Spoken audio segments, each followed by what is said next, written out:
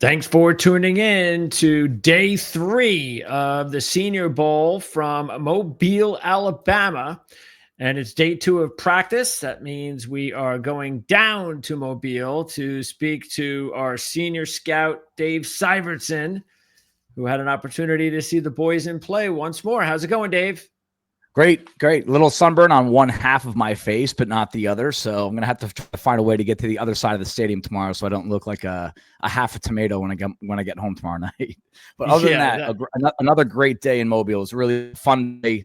I always like day 2 better than day 1 because those initial cobwebs are out. You can tell the guys are playing a little bit more free, a little bit more easy. And now that they know each other, know what to expect, you start to see some tempers flare. It just feels like more football day 2 than day 1. And yesterday we had an opportunity to go in the trenches. Today we're going to go a little bit more on the outside, skill position, and also in the defensive backfield. But first of all, let's start at the very top of everybody's wish list. Whoever doesn't have a quarterback, and they're always looking for one in the NFL. So let's start at that position. I know you were a little bit taken back with Jalen Milroe yesterday. Didn't feel that he was on top of his game, but when, just as you said, always an opportunity to get better from one day to the next. So how did Milroe look, including the rest of the quarterbacks? I would say what I would expect from Milroe is exactly what happened just based on watching his tape all year. The worst throws and worst decisions were from Milroe today of all the quarterbacks, but I would also say the best throws were also by Milroe. And that kind of sums him up as a prospect. If you're someone that evaluates and grades based on flashes and upside and projecting to the future, Milroe can get you excited really easily. Because right now, guys, we're only looking at him throw the football. They're not scrambling. They're not calling quarterback runs. We know he's elite in that area. We don't even need to evaluate that anymore. But we're looking at footwork. We're looking at anticipation. We're looking at accuracy.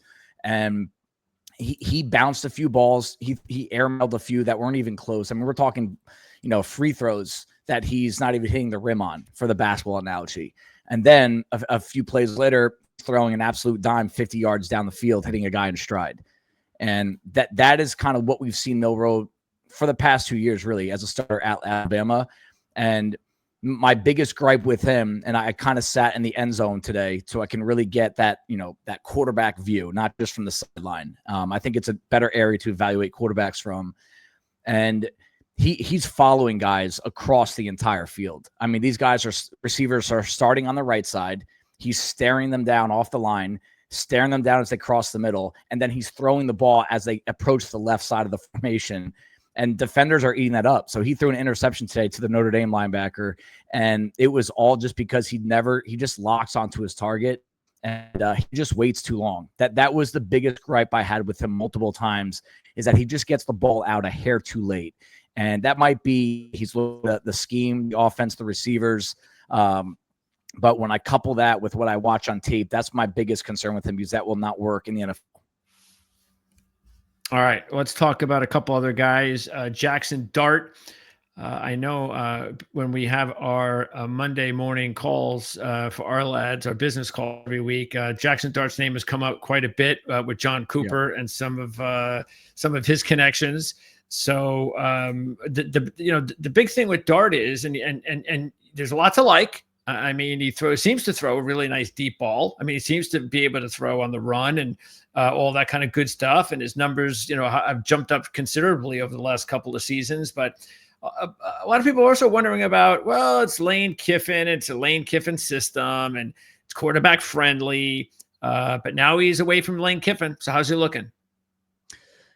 Oh, man. I mean, you can write a book on this guy. He can be one of the most interesting grades in the process, because I think if you took a poll of 32 teams anonymous, you would have guys say he's worthy of a first-round pick. It's like Penix and Knicks were last year. And then I think you're going to have guys that say he's not worthy of a day 2 pick. I really think the grades are going to be all over the place with him. 41 career starts. I like to put myself in and out of quarterbacks, especially to see, like, where do I really lean? Because I want to make sure I don't always follow my initial bias. And my case against him is, what quarterback has Lane Kiffin worked with that has worked out in the NFL? And should that be held against Jackson Dart? Is that even fair? Not really, but I do think that needs to be in the back of your head, because a lot of his production does come from that scheme and the fact that he's had a lot of talent to throw to. I mean, there's a lot of NFL players on that Mississippi offense. So it's hard to look at numbers and analytics, and I know that's a big case for Jackson Dart, the deep dive analytics. But when I watch him, I see a guy that's really good under pressure. When I say pressure, I mean the pass rush. He actually got pulled today. He got up and started shaking his knee a little bit. I got a little worried, but he, stayed on the field just like he did against Georgia last year, where he sprained his ankle really bad early in the game. And he stayed in. He's a tough dude, and he has a standout frame. He's 6'2", 225. He has the smallest wingspan of every quarterback here outside of Dillon Gabriel. So just think about that. He weighs as heavy as anyone here at the quarterback position, but his frame is condensed as much as more than anyone other than the 5'10" Dillon Gabriel. So I like to bring that up because I think this kid is going to be really good against NFL pressure, because he's a stocky, strong, tough kid. And he has shown over and over that he can make plays with pass rushers all around him. He really does keep his eyes downfield. He maintains accuracy and poise and arm strength when he's evading the pass rush. So from that perspective of pressure, I really do like him, and I saw more of that today. I think he's the best thrower here as well. And when I say thrower, I'm talking combination of arm strength, touch, and accuracy. There's another quarterback who looked awfully good this season, and it was with the number one team in the country for quite a long time until they got routed in the playoffs. It was an ugly game. Didn't all have to do, of course, about Dillon Gabriel, but he had a really big final season in college. And what is so important about when you're taking a look at some of these kids lately, especially after the success someone like Brock Purdy had, is experience. And Gabriel has a ton of experience, and he's coming off a big year, but he's also a quarterback that has some issues. There's a lot of warts there to dissect, but I don't think that a lot of people believe he's an early draft pick. I'm assuming he's pretty much in line pretty closely to what you just said about Dart. I mean, I wonder if Gabriel has a lot of different opinions on where he could go. How is he looking? Small. I mean, this kid is just over 5'10", 200 pounds.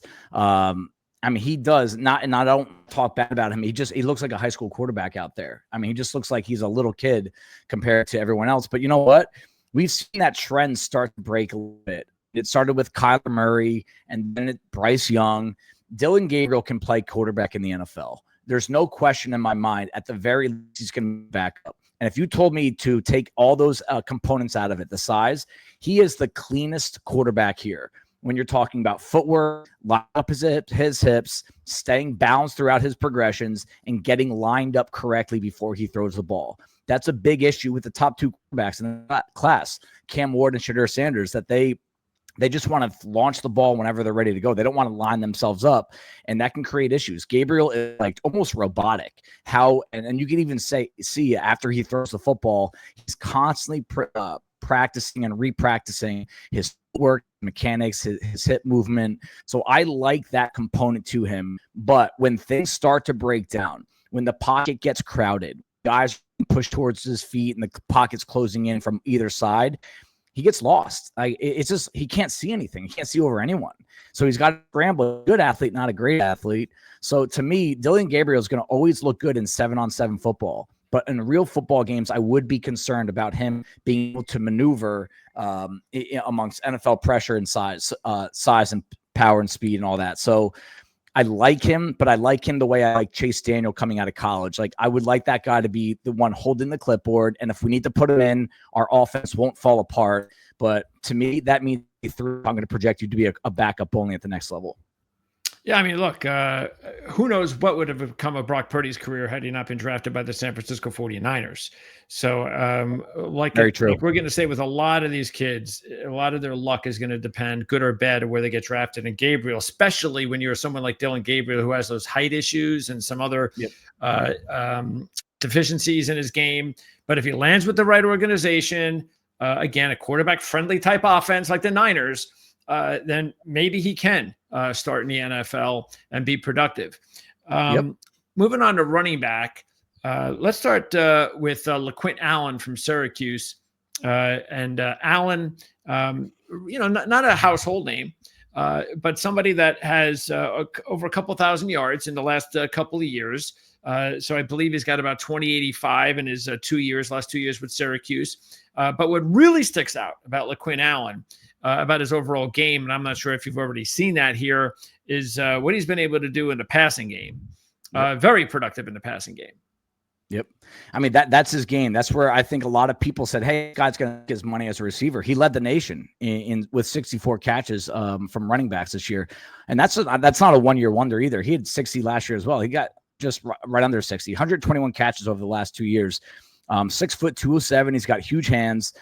He's a slasher. That's the kind of running style that I want to describe him with. He's just like a kind of like a one-cut guy. He's got quick speed, which is really important for that position. He's got a couple of really great catches, urgent post catch, where he really knows what to do and where to go post catch. Doesn't waste any time. And I'll tell you what, he's impressed me with his toughness this week. When they do these inside running drills, you almost never see anything noteworthy from the offense. This is like a bunch of cluster of big bodies in the middle. He's lowering his shoulder and knocking some linebackers back. And he's taking advantage of the fact that they're really not allowed to tackle the running backs in this practice. Like, you get in trouble if you do that.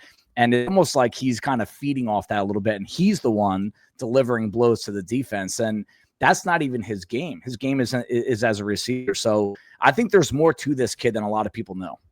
All right.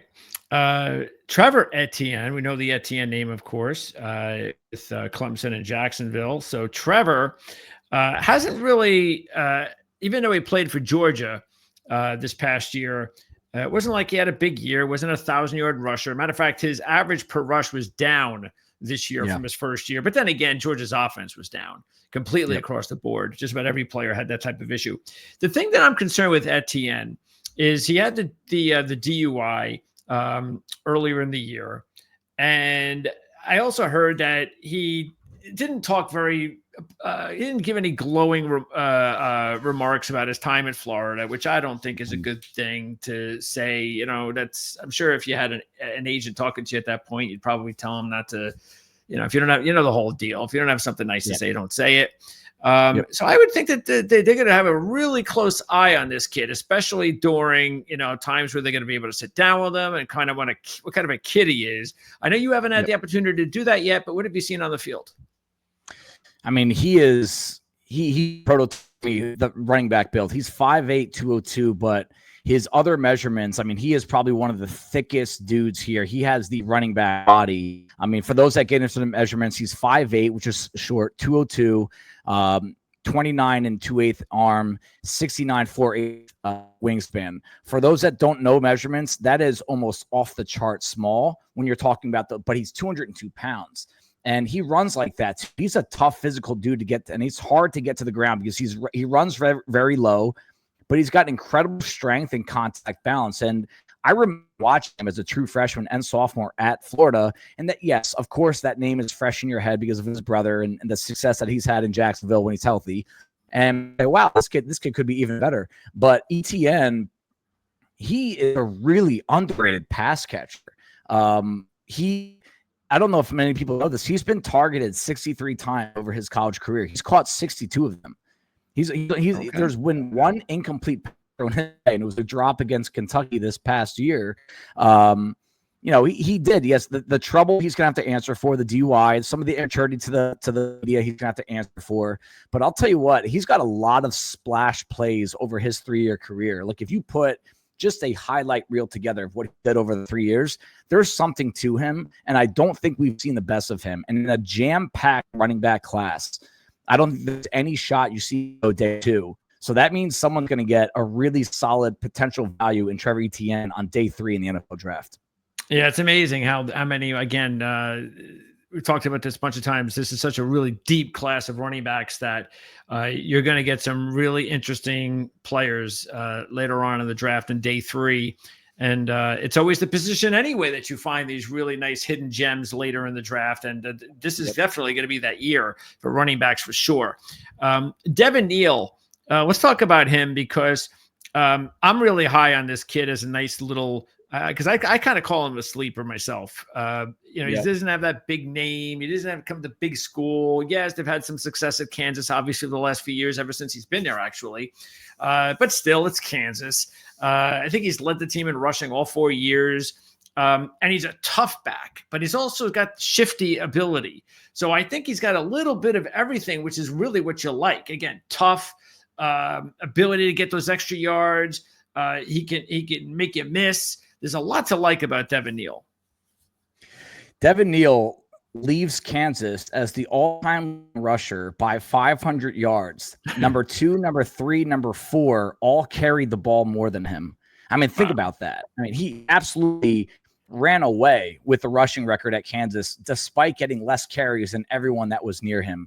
Really fun player to watch because he's bigger than you think, and he's faster than you think. And I think of all the backs here, just watching the running backs move, I think he's got the best vision, and that can be really tough to evaluate live in person. So this does stem from some of my game notes on him, but this is a guy that knows where to go before the lane is there. And that's a really tough thing to see in the NFL. He gets to the hole, he gets to the line really quick. He doesn't dance around. He doesn't waste time. At the very least, if the crease does not become open, we're seeing that this week as well. He's got a full head of steam at 220 pounds with strong legs. He's going to push the pile. He's going to be someone that inflicts pain on the defense. And this is a guy that, he doesn't always flash the way that some of these other guys do with the high reel plays, but he's consistently productive. And he was the focal point of that Kansas offense for so many years. Teams were trying to stop him, still. And this is another guy that he actually might be one, unlike Etienne, that I could see going day 2. But it's really going to come down to what kind of back teams looking for and how patient will teams be, because the general feel is, hey, wait till day 3 no matter what. And that's a normal running back class. This is a really deep running back class. There might be teams being like, hey, I like Genty, I like Hampton, I like Caleb Johnson, I like Henderson and Jones, but you know what? Let's jam-pack our roster with linemen and corners and receivers early on. There's going to be, if you have a lot of teams thinking like that, might have an abundance. You might have 6-round running backs that can start year 1, and I mean that. Okay, wide receiver and Chimere DK from Florida. Is a kid that we've seen come over from Wisconsin. I think he led the team back in 2022 with the Badgers. Had some injuries, so he kind of washed out. Of course, 2023 plays with Florida this past season, and what really stuck out was his average. He had an average of over 18 yards of reception. That's always going to be something that is going to catch your eye. And he has punt return experience. So you know how the NFL loves skill position players that can do a bunch of little things. And it seems like he's got that ability. So what do you like about him? I saw he started flashing to me when he was at Wisconsin, to be honest with you. His route running, he's so advanced with his footwork and the ability to with different tempos to get open and find green as a route runner. And then you see, all right, he's got ball skills down the field, intermediate, got balls in traffic. He's tough after the catch. And I remember messaging Jim Nagy. I was like asking, hey, why isn't this guy getting more publicity? And he said, we like him too. And here he is getting invited to the Senior Bowl. I tweeted about him yesterday, and it was an insane amount of action from Florida Gator Nation that I think there's an understanding with those fans how good this kid can be at the next level. I don't want to compare him to Odell Beckham. He's not Odell Beckham, but there were movement traits and route running tactics that Odell Beckham had that I rarely see in prospects coming out of college back in his early days with the Giants before he got hurt. I see those in DK. I really do. Wow. And I think someone's going to get a day 3 find here. We've seen this with Amon-Ra St. Brown, where he's the kind of guy that kept a list of players drafted ahead of him, and he's going to outlast them all. I think DK is going to be that guy. He's going to outlast almost not every, but a lot of receivers that are drafted ahead of him. And then Jack Beck from TCU is also someone that stood out that you wanted to discuss. This was an LSU transfer, broke out last year with the Horned Frogs. And, of course, they had a nice season. He had over 1,000 yards. I think he had like 9 touchdowns, good average per catch. What I like about him, when I look at him on film, he looks like somebody who you can rely on over the middle. Tough kid. So what did you notice? Tough kid, faster than you think, more explosive than you think, very precise with his footwork. He comes back to the football. That's something you don't see a lot of college receivers do at a high level, is on these back reps or on any passes. Go get the football. Don't wait. You know, these windows in the NFL, they close so fast. And if you're too patient, you lose. If you're not physical enough, you lose. And Beck has both. And I think he's just going to be a really receiver-friendly guy. Him and someone that one of our scouts, Hayden Russell, really liked, Isaac Tesla from Arkansas. They both do this at a high level. They catch everything. Like their hands are glue. The ball hits their hands, it just stops moving immediately, and it's tucked and secured. But they come back to the football, and when they're in traffic, because sometimes it's hard to get open against some of these guys, they always have the advantage because they're stronger, they're more physical. And I'm going to read you what Hayden said about Tesla from Arkansas. Quote, someone I did not know anything about coming to mobile. He has consistently won rep after rep in the one-on-ones. He has showed a speed separate match with excellent physicality at the catch point. He made some of the best catches of anyone through the first 2 days. Great frame, great size. Will most certainly be turning on the tape and giving him a look. So that's another advantage that we have here, is that we can watch these guys and go watch them with a different perspective in mind after watching them in person. Fun fact about Tesla, former D2 receiver, so just like Beck, a transfer, but this kid transferred from D2, and his 2 years at Arkansas didn't drop one. And you see that today. It sounds different when the ball hits his hands. And these are two guys we get asked all the time, who's the next Puka Nacua? As if those guys grew on trees. Like a fifth round pick that's going to set a record his rookie year. That doesn't happen often. But my two guesses, if you said, hey, you put a gun to my head and say, who's going to be that guy? It's one of those two, Tesla or Betch. Yeah, it's amazing because it just shows you that, you can watch as much college football and you can even look at stats. But then you take a look at a kid like Tesla and you're like, who's this guy? And it just shows you how that's why scouting is so important, because, if it's your job, well, obviously, who he is, but, it's still, you have to find these guys and I'm not saying it's easy, and that's why some scouts are better than the others, but it's going to be interesting to see if, where some of these players that you've just mentioned today, and some of them could be day 3 picks, of course, how they can, because this is where you make a team in the NFL. You don't necessarily make them all the time with the day 1 or day 2. Day 3s are massively important. And this is where a lot of these players that you're talking about today might be headed. Okay. One more receiver, Jalen Noel. And Jalen Noel is someone that just keeps getting better and better over his career. Matter of fact, I was looking over his stats and saw that his average per catch every year got better and better and better. Produced for 4 years at a monster 1,000-yard season this past season. And we just talked about Beck going over the middle. Well, this is what he does as well. And a lot of the tape you see on this kid, catching the ball over the middle, especially if he can get it in stride. He's got speed to burn and take it to the distance. And of course, he also had Higgins on his team. That was a hell of a receiving duo that Rocco Becht had this past couple of seasons. And what do you like so far? And by the way, he's also an all Big 12 kick returner. Yeah, this kid does it all. First FBS player since 2014 to have 4 50-plus yard catches and 2 50-yard kick returns and 2 30-yard punt returns.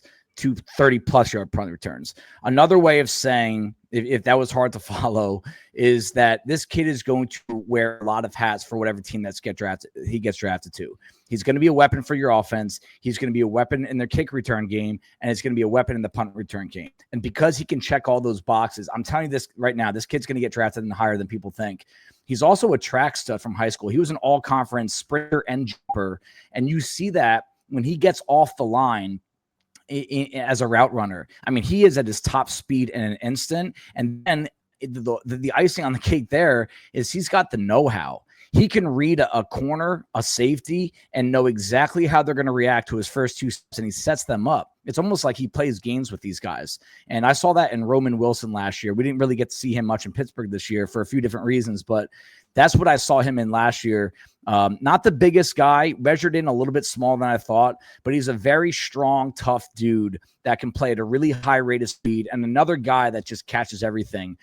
There are a lot of slot receivers in this class, and I was talking to a scout today about the fact that he's just like, hey, I'm done with slot receivers until day 3 because there's so many of these guys that come out every year.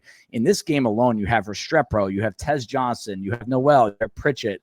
And as long as they get hooked up with the right scheme, the right situation, and an accurate quarterback, that's really important for that position, they're going to thrive. But every now and then, you get an exception. And Noel, to me, is that exception. I think that if this could be a guy that is among league leader in catches year 1, if he gets hooked up to the right offense. 5'10", 196, which is pretty stocky, small hands, but doesn't drop the ball. And like I said, movement traits are all there. The know-how is there. And again, when you can go to a draft board and say, hey, this guy's going to help us in all 3 phases in teams, kick, punt, and receiver, that's it. It's going to boost him up around. So I think this is a day 2 pick all day. Especially, again, if we expect him to run fast. If he does, then I think it's a no-brainer to expect him to get drafted on day 2. Don't you think, if he runs fast? I do. Yeah, definitely. If he runs fast, because I know he's going to be quick with the 3-cone and shuttles and 10-yard splits, all that. I mean, that's a no-brainer. He's going to be well. But if he's in the 4.4s, I mean, you're talking maybe even top 45 for him. Okay, let's talk a little with the last couple of minutes. Let's go over the defensive backfield and talk about some players here. I want to talk about a corner first, Quincy Riley. Let's talk about this kid from Louisville. He's been in college for a while. I think he was in there for 6 years. Spent majority of his career over at Middle Tennessee. Transferred over to Louisville. Very, very productive kid. Like a playmaker type. I mean, you look at his stats and he's able to excel, interceptions, pass blocks, things of that nature. So he comes up big in that department. Also, I don't know. It just seems to be a very instinctual player. And I know it's kind of hard to see that on tape, but if you watch enough football, it's what it looks like to me when you're looking at him. It looks like he's got really good instincts. And if you have really good instincts, playing that position, it's no wonder that he's able to come up with a lot of, pass blocks, pass breakups, as well as interceptions. So he didn't look out of place when he made the move from Middle Tennessee to the ACC. How's he looking this week? Yeah, I love it when guys level up and they bring their best football. And you see that from Middle Tennessee to Louisville, but then you also see from Louisville to the Senior Bowl. Because again, these guys, the regular season at Louisville, even in the ACC, Big Ten, SEC, like most of the guys you're playing against will not play on Sundays. And you come to the Senior Bowl, every one of these guys is a Sunday player. And, our guy, Hayden Russell, he's as good as scouting DBs as anyone. So these are his notes on him. He says he has locked down some of the best receivers at the game through 2 days. Good man technique with speed to carry, threats vertical, has good feel in coverage, and is able to get his hands in the way to regularly break up passes. He got caught on a couple double moves down the field, but otherwise he's been the best defensive back over the first 2 days. And there are some really good DBs here. And I was surprised he said that. And I didn't spend as much time looking at the corners, but when he says something like that, he's been right about guys more often than not over the past couple of years, especially last year when we were both down here together and what we saw ended up happening in the draft last year. If Hayden is saying that this kid is the best DB here, you better pay attention because this kid's going to get drafted day 2 and probably start year 1 in the NFL. All right. Let's talk about, I believe it pronounces name Azariah Thomas, the corner from Florida State. And I don't know if do you got measurements on this kid? Because it looks like, on film at least, and I know his measurements in his bio is a pretty tall kid. And anytime you're playing cornerback with that size, it looks like, and you're talented, you've got a potential good career in the next level. Yeah, he definitely has length to him. I'll get the numbers before we're done talking about him. But he's one of the youngest players in the draft. I believe he's only 20 years old. He came out as an underclassman, and I think 6'1", with almost 33-inch arms, which is really long for corner. And you could see that. I mean, he looks different than everyone here. His hands are hanging down his knees. And this is another guy that Hayden really liked yesterday. My personal top DB here is this kid. I think this is going to be the first corner drafted of like here. So this is what Hayden had to say. He had a stellar first day and a solid second day, an excellent athlete with great hip fluidity. That was easy to see. An impressive closing speed. He plays pretty light. And there's positives and negatives to that, but he moves so fast, so quickly, and that's a huge asset for that position. Still really young. He's a ball of clay with all the tools, still has some deficiencies. He loses leverage at the line and stutter steps and has struggled with double moves. He did tell me when we were sitting together today, he's gotten turned around by a couple wide receivers that are a little bit more proficient with route running. And he's basically, and that's an issue, and that's going to have to be fixed. So because of that, you might not see a first round pick unless someone really falls with the upside, especially late in the first round. A team like Kansas City does that a lot. They see the tools and they say, hey, we'll work on you for a year or two before you're going to be our main guy. So you see him go late first round, but he does say top 50 for him. So that's kind of where we think he's going to land, either late first or early second. Really intriguing player, because if he fixes some of those skill deficiencies, technique deficiencies, he's got the goods. Okay, another corner, one more corner. And by the way, did you say, because you broke up there for a minute, did you say that you thought Thomas could be what? You said the first day 2 corner? I think he might be the first corner taken of the Senior Bowl group. Of the Senior Bowl group. Okay, got it. Yeah. So, all right. I mean, last year I just want to make sure, Yeah. Last year we had Kenyon Mitchell. He practiced for a day or two and then ended up being a first round pick. I don't know if he's going to grade out that high, but I do think we're looking late first round for him if he really does impress the right people. Okay.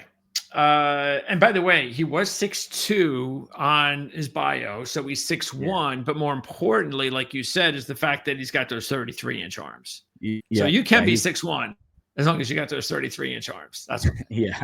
They're not gonna nitpick that.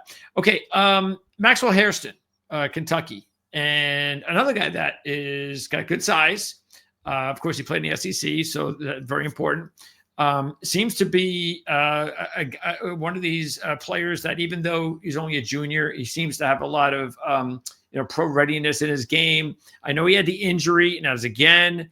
Not the most. It's not like he had about 4 or 5 years of experience, but it had to be kind of impressed with what you have seen in him at this point coming into this season, because he had a really solid 2023, which is really, I believe, his only full season in college football. So there's a lot banking on that 2023 season. And how's he looking so far? Really physical. One of Hayden's favorite guys to watch of all the defenders here. He plays bigger than he is. He did not measure in very big. I have the measurement right here. He's 5'11", 180, which is pretty light, but he looks bigger, plays bigger. He's very physical. And at the end of the day, that's the most important component. I mean, you want to be as light as possible at corner, as long as it doesn't harm you when you're trying to jam guys at the line or take the receivers down in traffic. And I don't need to see anything more from him in the guard. He's physical, he's tough, he's not going to have any issues there.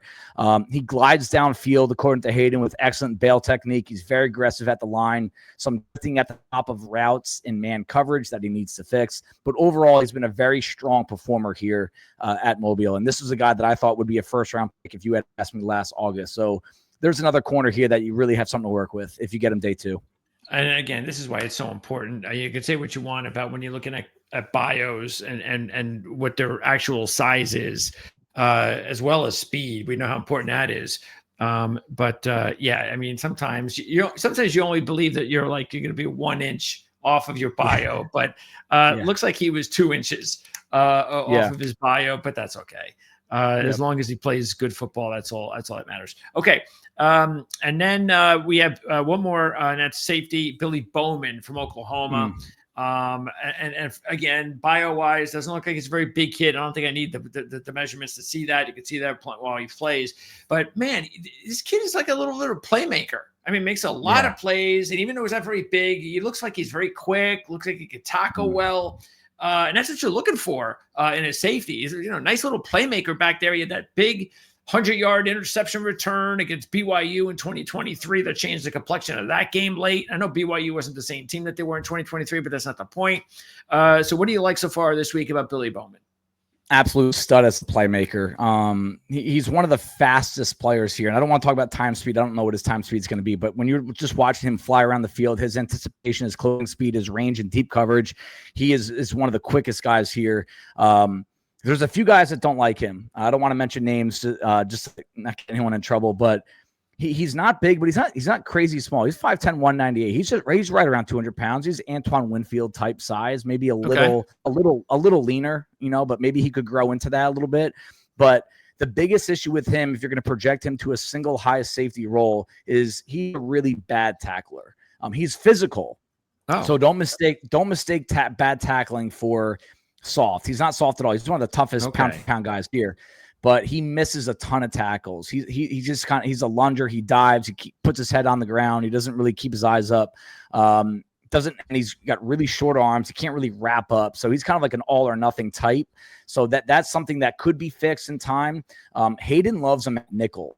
And he made one of the plays of the day yesterday in coverage against Jalen Moreau, an interception on an out route.